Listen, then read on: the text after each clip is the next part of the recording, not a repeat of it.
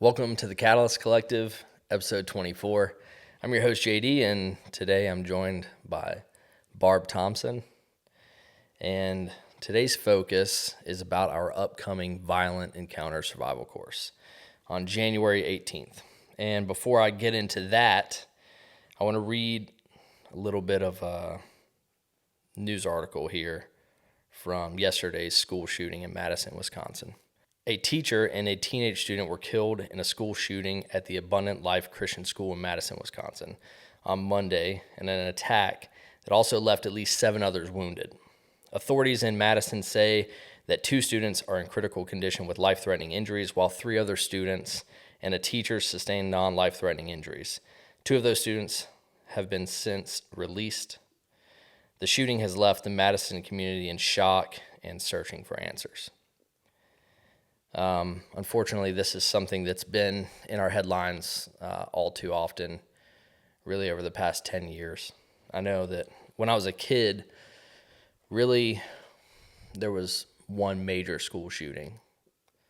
And so, the reason for that, who knows, and that's a whole nother conversation. But, I read that because I want to remind the listener that the world's a dangerous place, and the only answer to a dangerous world are capable people, in my opinion. And so the reason that we're running this Violent Encounter Survival course is to prepare people for their worst day. And fortunately, a lot of those skills translate over to help you on every day. But the agenda for today, we're going to talk why we're qualified to teach this. We're going to talk in depth about the reason for the course. Talk a little bit of the course overview without giving away any secrets. And then we'll close it out.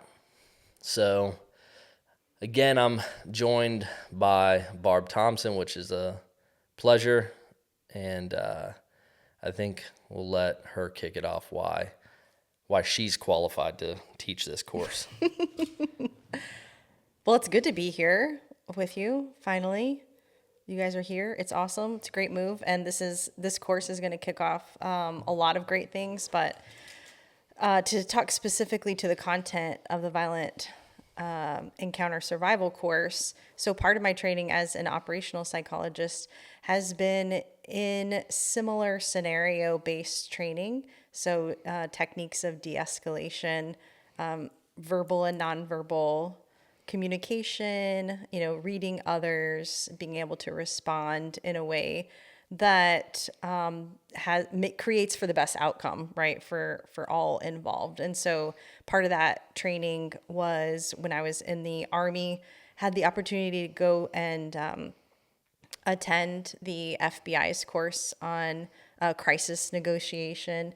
And so that was a really nice foundation. And then deployed environment, part of my responsibility was educating the guard force in similar techniques at some of the detention facilities that the U.S. was responsible for. So I think that speaks to the skills in education, the knowledge that would part of what is behind this course. And I just have a passion for helping people feel empowered and giving them the knowledge.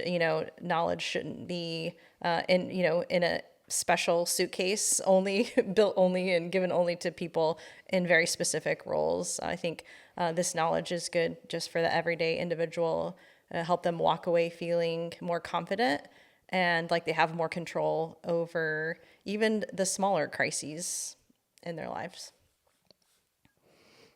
Yeah, I love that. We'll get to the, why we're sharing this later, because I have a tendency to kind of want to run away and talk about that right now. But, operational psychologist from the special operations community. And how our paths cross is pretty interesting, because you would think that maybe we work together in the military because of my background, but In reality, we're generally from the same area, your family, my family, and we were brought together by SharpTop CrossFit. For sure. Well, I'm from Oklahoma, but yes, my Yeah. husband was from this area, and we ended up, finding some land out here. And SharpTop, I had looked up the gym. Being in the community that we kind of grew up and worked in, there wasn't a lot of time. I had never been a member of a gym, and so that was an exciting piece of transitioning for me, at least. And it's a little bit of a drive for me, but an amazing community. And then through SharpTop, I got introduced to Hero Games, and now we're sitting here. Yeah. Yeah, we're finally part of a gym now, too. I've never been a member at a gym. And I was not anti-CrossFit, but I wouldn't have called myself a supporter. For sure, yeah. But I love it so much that I'm going to get my level 1 in a month. But, okay. Yeah, and we met through SharpTop CrossFit, my brother and sister-in-law's gym. I'm also the janitor there, off the books.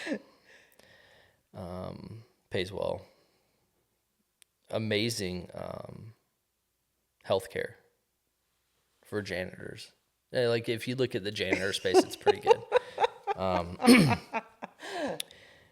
But I'm stepping up. So that's how our paths cross. Pretty cool.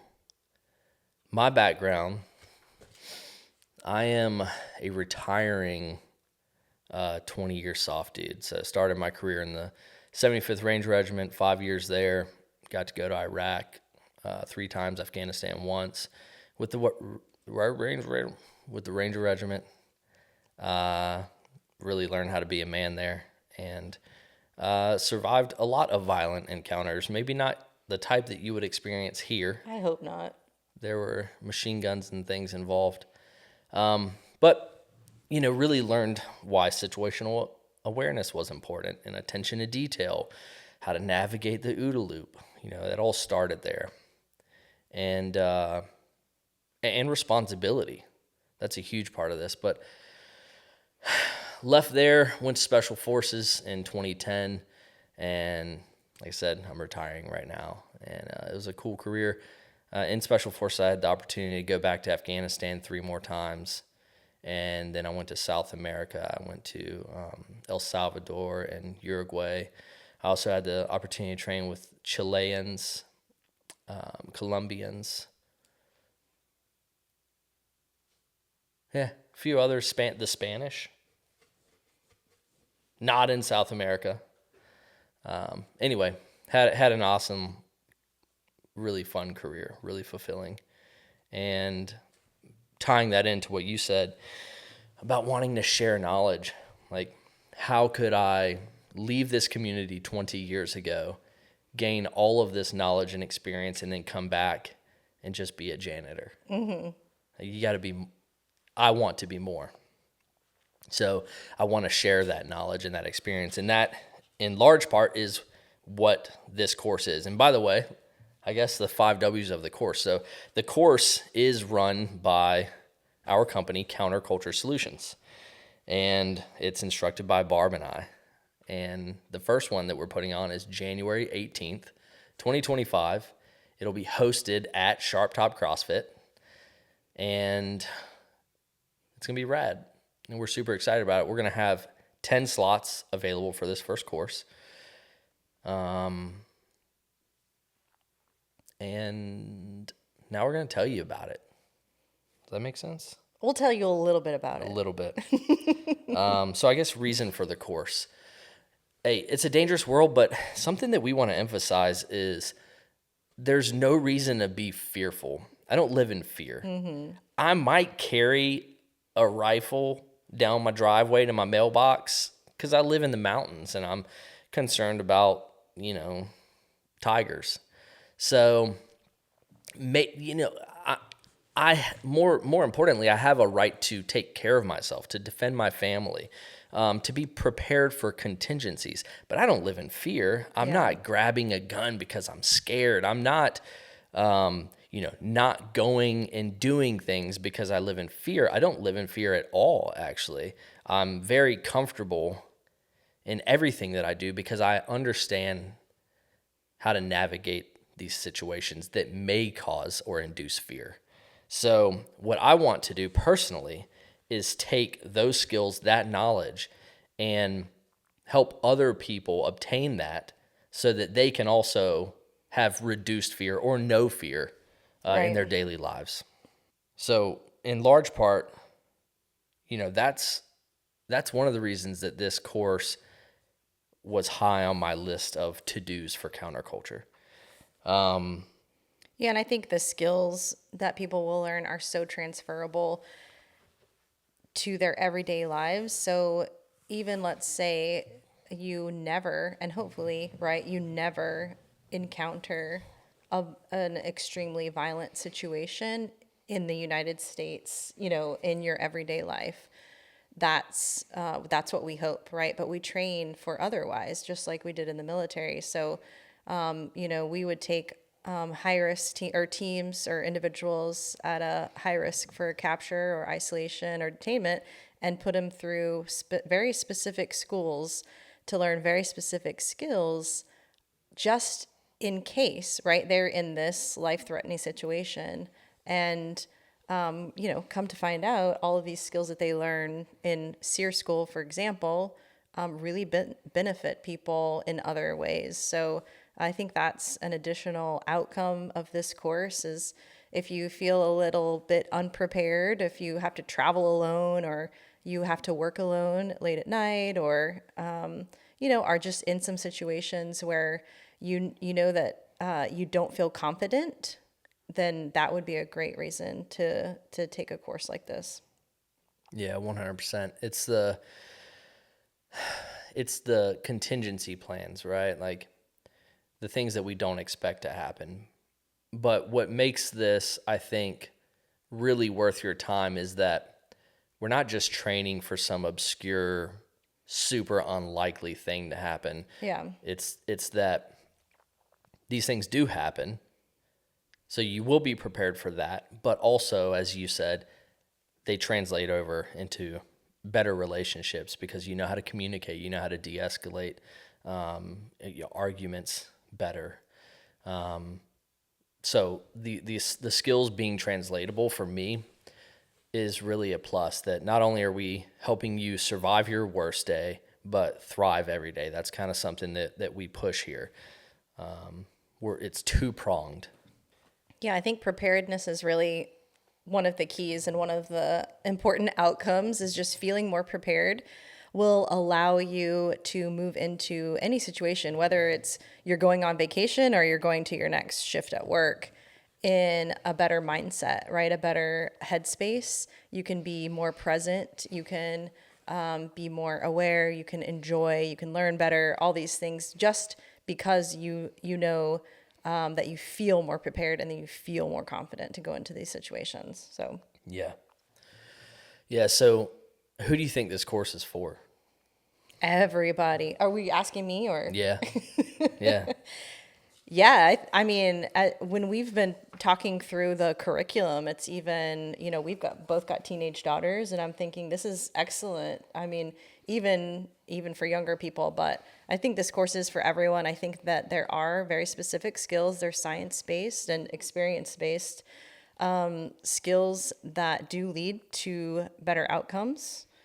And I think you're never too old or young to learn some of these skills, but all of us go to the grocery store, all of us drive in our car. You never know when you're going to encounter a crisis type of situation because it's just unpredictable. Yeah.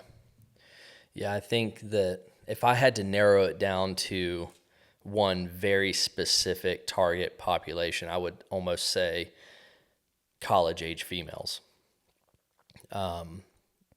Thinking about my daughter starting college in 2 years versus my son who would be starting college in several years. Like naturally women are softer targets. Yeah. This is a no. Fact. It's a fact. It's not negotiable. I will have far more concerns and sleepless nights over my daughter in college than my son.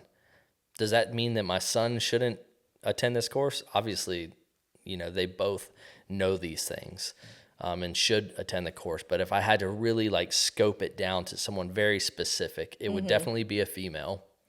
And it would be college age, because most people aren't robbing grannies, beating up grandmas.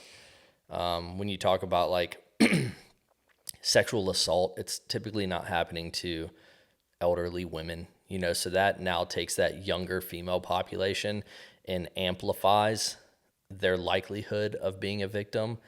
It's just, so if I really had to narrow it down, that's who I would say really needs this. And then as a whole, females in general. Or if you're a weak male. I'm just kidding. I'm getting eyes. That was a joke. Total joke. You may not be able to Jeez. stay on here. You just lost half of them. So females in general. Let me tell you a picture of the strongest men that I've had experience working with are those who have the ultimate self-control. And some of the skills that we're going to be talking about are physiological, they're psychological, they feel automatic. And we used to think that they're automatic, they're out of our control. And what you will learn, part of the science that you will learn in this course is, how to gain ultimate control. So if you're someone who feels that rush, Yes. the emotional, the physiological rush when things start to get heated, then it's always more practice. You're dead on. Yeah, there's so much more than a physical aspect to this. So, all right, now that we've talked about the target population for this, the reality is, like you said, it's for everyone. And there will be plenty of strong men that attend the course as well. Because you know what? You might be a big, strong man and soft on the inside. And you might freeze or run away. Or be erratic and escalate situations rather than de-escalate situations. You might introduce more risk into a situation than is smart or necessary. You're dead on. I've seen that within the special operations community, no doubt. Whether it's in a gunfight and guys are going, hey, let's do this. And you're able to detach for a moment and go, hey, dude, that's a horrible idea. And I'm not sure what's dictating your thought process on this, but you're going to die doing that, right? Oh, I'm a big, tough, strong, capable man. Or, in fights. I've been in a few fights with friends where weapons were pulled out and had to look at buddies and go, hey, dude, this is the point where we like give up. I don't want to get shot. You don't want to get shot. And if anyone gets shot, it's going to be you because of what you're doing. So yeah, you're nailing it with that. It's true. It is. So talking about the course again, without sitting here and giving you 4 hours of content like you'll get when you come to the course. We're just going to give you a little bit of an overview, and we want you to frame this whole thing out through the OODA loop. The OODA loop. OODA. OODA. Repeat after me. OODA loop. It's just fun to say. OODA loop. So the OODA loop was created by fighter pilots. And the idea was that if they could negotiate the OODA loop quickly and efficiently, then they would win a dogfight. And that's our premise for this course, is the faster and more efficiently that you can negotiate the OODA loop, the more likely you are to survive or avoid a violent encounter.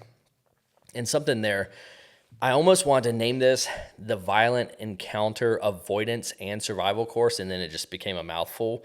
But the avoidance piece is huge. Huge. We would suggest avoiding violent encounters because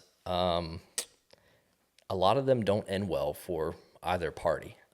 So let's talk about the OODA loop, in relation to the course modules. So the first part of the OODA loop, right, is observe. This is when we are employing all of our senses here and deeper into the OODA loop to identify and continue through the OODA loop, right? So for a fighter pilot, they're zipping around, Mach whatever, and boom, they catch a little bit of glint. Ooh, what's that, right? They make that visual observation. Well, going into that, they have to already be exercising a proper mindset. So if they're just flying and they're not worried about anything around them, then that glint means nothing. It doesn't matter. But if they go, okay, I have to see everything. Attention to detail matters. That glint being present could be an indicator that I need to orient towards. I'm at war. I'm focused, right? All of these things. So the mindset that we carry around every day is vital in our ability to observe, in this case, threats. Yeah, and on the psychological side, psychologists are. I think we're known for our ability to read people, and we can't read your mind, but we'd like to. In any case, there is some science behind, people's appearance and what their body language is telling you, any kind of nonverbal cues, and so nonverbal is how we communicate in all the different ways aside from our words, and there are so many ways. We'll go through all those. It wouldn't be right to do it now, but yeah, it's exciting to teach about that. Just things to, again, broaden your awareness, almost like a little mental checklist, just like pilots have before they go up, Exactly. So with the mindset piece, I think there's a couple things to consider. The first is that, we have to accept, like if we prescribe to this mindset, we have to accept that we are responsible for ourselves. And I would say furthermore for others. Mm-hmm. You look at the bystander effect. This is something that we see all the time in the news. A woman is robbed in downtown New York in front of 15 people, and no one did anything. Okay, why does that exist? A number of reasons, but typically people don't assign personal ownership to problems that aren't inherently theirs.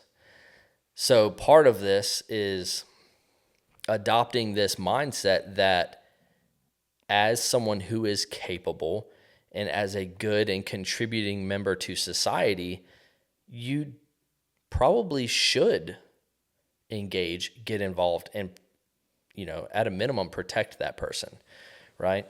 Don't have to protect the money or the purse or any of those material items, but protect the person. And so believing first and foremost and walking around with this mindset that you have a responsibility, I think is critical. Yeah, what you believe changes your behavior. So if I believe I'm responsible for myself, now I have 3 kids, so I'm responsible for them, it's going to change my behavior. Say if I'm going to need to drive them or take them through the airport, there's going to be different things on my mind just being in that mindset than if I am in more of a mindset of like, well, other people will take care of it, or this is what's due me or supposed to happen to me. Very different behaviors. Yes. Yeah, this idea that someone else is going to handle it is going to get you in trouble, right? If you're walking around with that idea that someone else is going to get you through, a future problem, yeah, hey, you might be right. You might get lucky.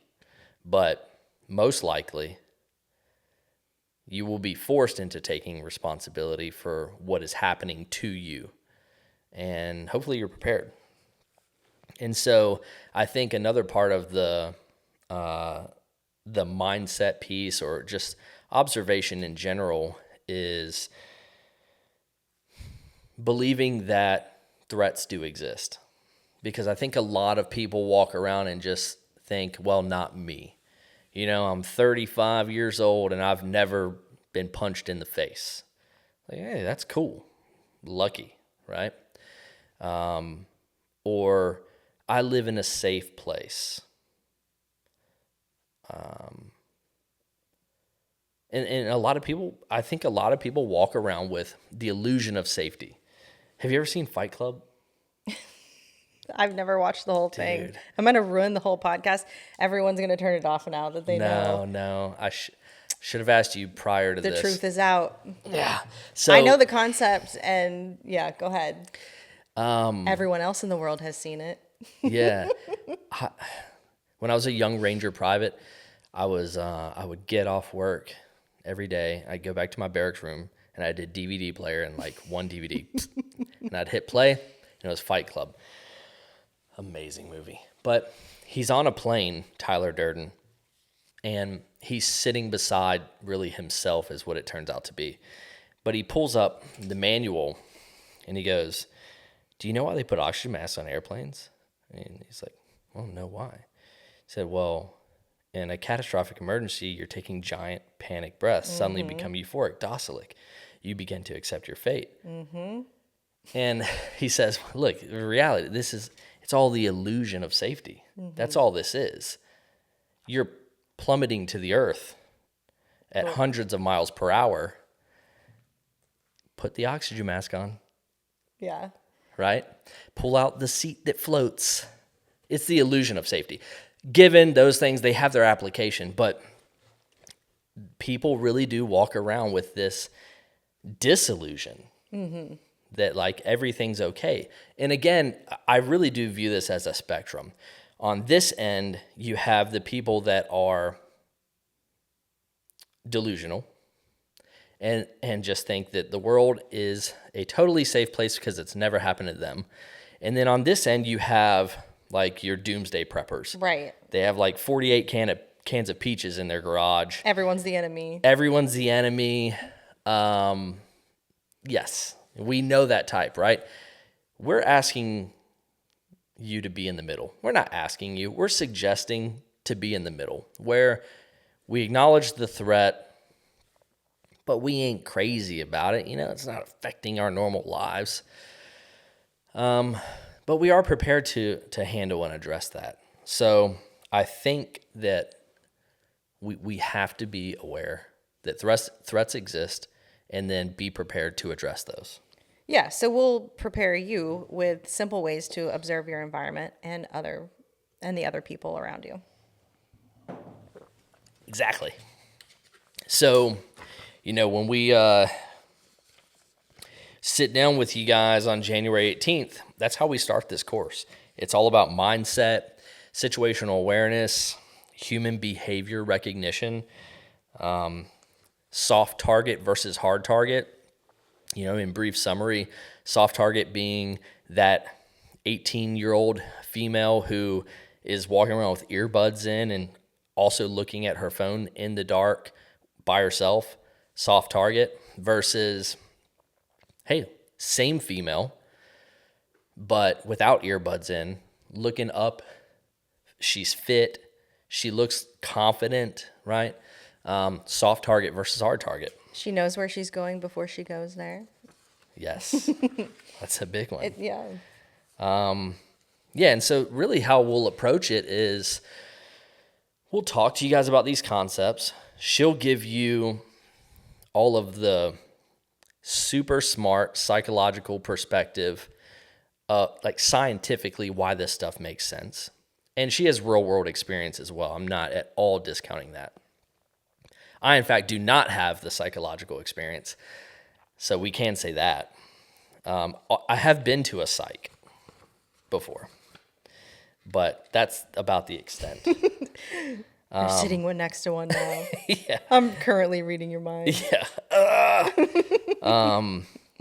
And then I will provide some of my personal experiences, whether that's in El Salvador, in a small team, hundreds of miles away from the embassy, or just myself and one other guy. And we're carrying pistols in a pretty dangerous area, and there's MS-13 present. So we'll be able to provide you that scientific perspective, why this stuff really checks out, and then also provide sort of the anecdotal Give it some vignette. life. Yeah. Yep, exactly. Context. And then give you some hands-on experience for each subject. Yeah, we're going to give you some exercises to not only kind of place yourself on a spectrum for several different topics so that you know confidently where you're at and where your next move should be, considering a multitude of situations, but we'll also give you the opportunity to play these out. And science, again, would tell us that even though role play is something that already kind of spikes our heart rate and makes us nervous and vulnerable, and we'd rather just take an online class for an hour and say we know everything about de-escalating events or surviving violent encounters, we know that that's not the case. So we're going to give you that practice. We're going to give it to you in a safe space where everyone's going through the same experience. And then you will have, no kidding, quote unquote, real life experience. You'll know what your body feels like when you start to feel stressed. You'll get probably a small dose of some tunnel vision and other things we'll talk about as far as, how to operate and control your performance system, which is really your body under stress. Sounded so good. We were talking about this before recording. The role play scenarios, they feel like one of those things where it's like, I don't want to do this. I don't want to look silly, or I don't want to feel uncomfortable. Well, first, we know that adversity is where growth That's right. happens. But second, it's also kind of like a tough workout. You don't want to do the tough workout or a tough anything, and then you do it and you're stoked on it. You're proud. You're ready to do it again. It's kind of like childbirth, actually. That sounds crazy. Oh, but here we go. It's kind. No, I want to hear. No. I'm interested Because in all your childbirth experience. every time my wife had a baby, leading up to it, she's like, by the end of the pregnancy, you're over it, and you get to the hospital, and the baby having process sucks. Yeah. Everyone knows that. But then, I swear, at least for us, get the baby in the arms, It's, yeah. Who cares? and within Right. moments, you're like, I'm ready to do it again. You're like a That week. is just you. You're right. A week, I'm telling you, like weeks or months later, she would be like, what do you think? Yeah. Maybe another? And I think there's a couple, I mean, I agree with you. I was happy to have the baby, totally worth it. Maybe didn't want to have another one right away, but would have done anything, right? Like, was thankful for that experience. And then you have the experience, and that's the important part, right? So now you move on to baby number 2, and it's not novel anymore. And whenever you go into situations that no longer feel new or novel, or like you don't know what you're doing, that again, it changes your confidence, it changes your behavior, it changes the range of things, like options you have. And so role play is just, it's giving you that first baby. Everyone will leave with a baby of their own. Yeah, exactly. It worked out, right? So sort of the second module that we move into is about stress management, OODA loop, as we've already presented, and decision-making under pressure. So kind of when we go back to the whole OODA loop part, we observe the action, and then we orient towards it. When we talk about orienting, this is sometimes physical. Sometimes we're turning our body. We're visually orienting. We're listening. We're also seeing where we are in time and space. So that's what we're talking about with orienting. It's that pilot in the sky who's going, what was that? Oh, uh-oh. That's an enemy fighter, right? So now we're taking energy and focus and directing it towards that observation. So the next part of the OODA loop is to make a decision. And when we're employing the OODA loop, most of the time, we're under pressure.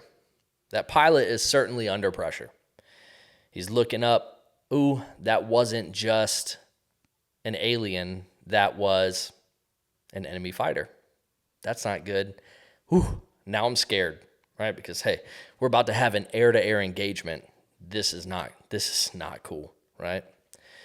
Sort of every pilot's worst nightmare / dream. Of course, hoping that they come out on top. So now they're making a decision and they are under pressure. And this is where fight, flight, freeze, and fawn come into play as that decision is being made. And then we're leaning into the fourth letter of the OODA loop, which is act or action. So do you want to... Well, the cool thing about your body, your performance system, your body and your mind is that you are equipped with some pretty good instincts. And we'll talk about kind of the difference between instincts and then just making a decision. But yeah, some of those responses are just the performance system's natural response to stress. We're going to differentiate, between the participants, and that'll be just your own kind of secret information to know, kind of what type are you? And there's pros and cons to every type. It's all about awareness and knowing where you're at and then what to do from there. Yeah, I love that. Basically, Barb sent me a form that I filled out before this. Fight, flight, fawn, or freeze. I say it different each time, but it's the 4 Fs. Yeah, same words. I don't think the order matters. No. And you'll get the chance to fill out this same form. And of course, this is information that can just be kept to yourself. So we want you to be super honest with it.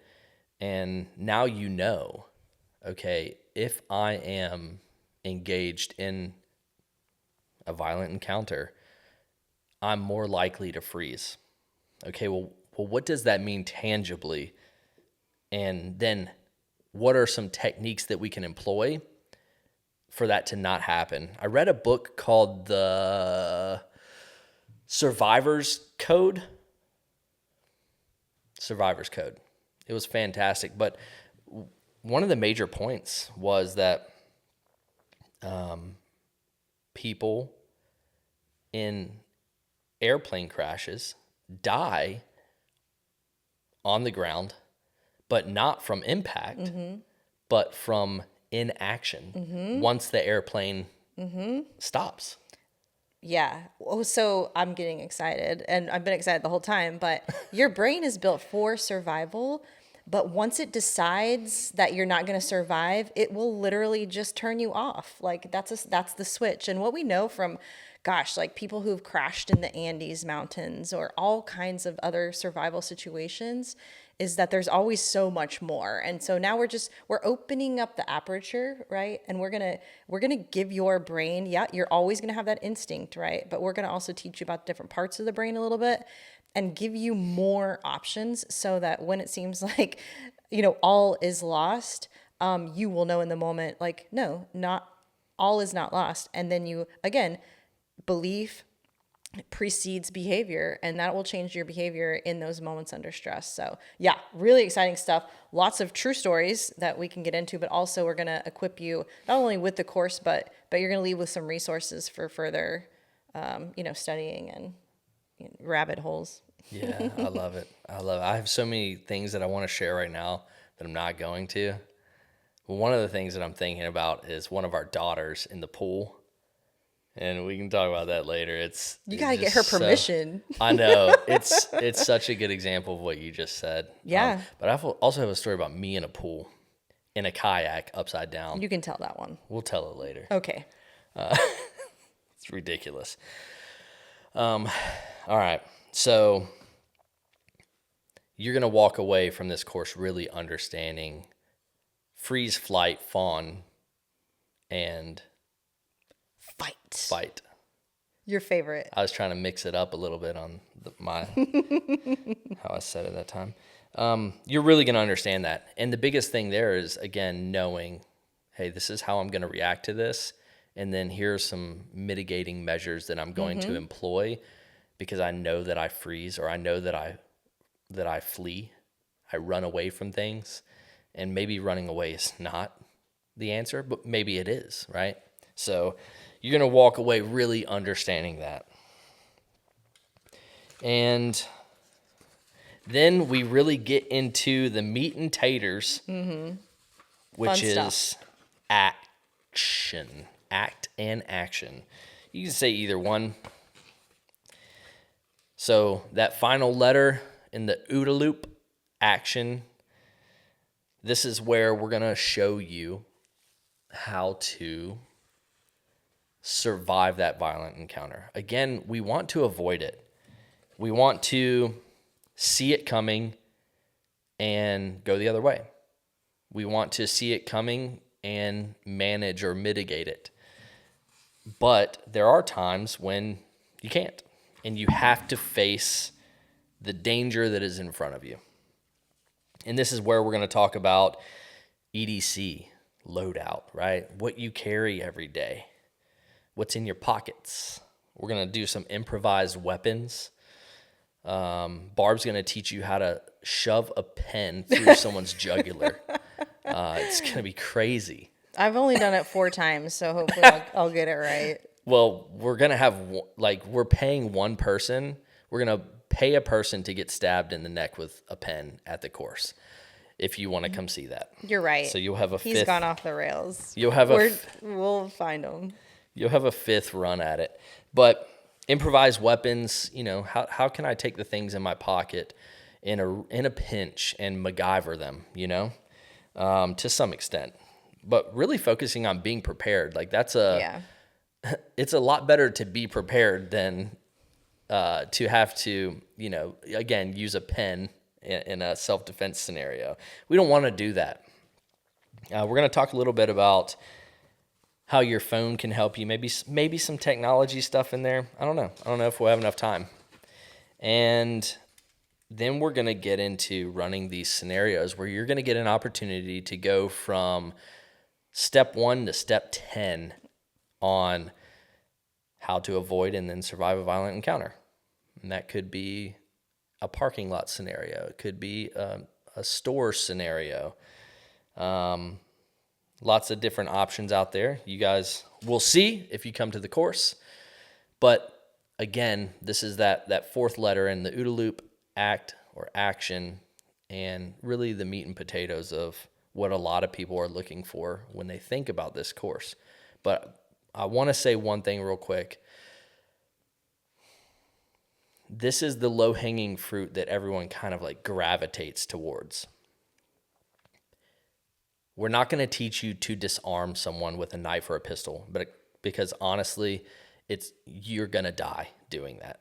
It is a scenario that is a 0.01%, and there's not a strong likelihood that you make it out of there alive, right? That's why we're really emphasizing all of the things leading up to the violent encounter. This is referred to as left of bang, right? Everything that happens before the bang, before the violent encounter, it's really where you make your money. So I want you guys to understand that, we're going to be employing some tools, some weapons during this course. Again, not live weapons. But that's really not the focus. The focus, because do you want your 18-year-old daughter disarming, people that are pointing pistols at her, or do you want her to have all of the tools that prevent that thing from ever happening? And I think that's an obvious answer.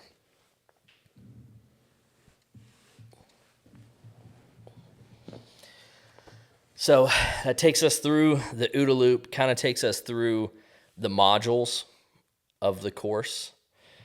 You forgot a really important part. Did I? Uh-oh. The karate? No, entry into the community. You know, you're gonna come, you're gonna learn all these cool things, and then we're gonna give you a reward for the work you. We know it takes some vulnerability and strength and courage, and effort to go through an educational experience as an adult and some role plays as an adult. So certificate, maybe some cool stickers, and then you're part of a community at that point. Yeah, I love that you remembered that. Because really the way that we envision this kind of rolling out is this is the first to many courses. And we have envisioned this being sort of a progressive or tiered progression, a progressively progressioned, tiered progression. And essentially, you start at level 1, move up to level 2, level 3, level 4. Here's the reality. I'm not going to get on a range with a bunch of people that I don't know, and you shouldn't either, to go do advanced pistol or advanced rifle. So in order to go do something like that with this organization, you got to come to one of these courses first. This is a barrier for entry. That's the truth of it. This is for you and for us. And so the idea here is come out and do a violent encounter survival course. Come do a basic casualty course. Cool. Hey, you get to know us. We get to know you. Take that group of people. Let's expand on these skills, right? So maybe you come to the violent encounter survival course and you go, man, this whole thing kind of culminated with the need to employ a pistol. And I don't know the first thing about pistols. Cool. We got you covered, man. That's kind of the intent here, right? Is to provide you almost like this civilian professional development model so that you can learn all of the different facets of becoming a truly prepared and capable person. Yeah, or maybe you're the type of person who avoids challenge in your everyday life. And this is a safe place to kind of test the waters, dip your toe in a little bit. You will not fail in this course. You'll gain confidence at the very least. And then you might find yourself thinking, hey, I'm kind of curious if I have it within me to maybe do something more difficult than this. And, I know that there's going to be offerings for maybe one-on-one mentorship and things like that. So yeah, put yourself out there. I think you'll be very pleased with what you get and what lies in the future ahead, for being a part of the counterculture community. Yeah, I love that. In special operations, it's a zero fail environment. And the stress that causes us. Mm-hmm. You can't fail anything. That's great for a lot of reasons. But man, does it wear you down. And I think I've learned a lot about the way the Army trains. And I've taken all of that into account.